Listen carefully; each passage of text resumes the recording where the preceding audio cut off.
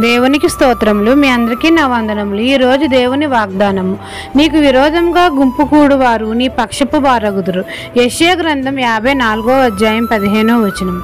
మన తండ్రి అయిన యెహోవా మనతో సెలవిచ్చినదేమనగా, మనకు విరోధంగా గుంపు కూడువారు మన పక్షపు వారవుతారని.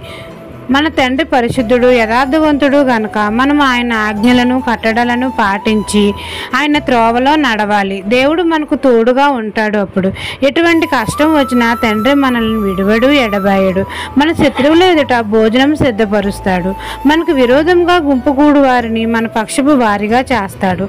మనకు విరోధంగా రూపించబడిన ఏ ఆయుధము వర్ధిల్లకుండా చేస్తాడు.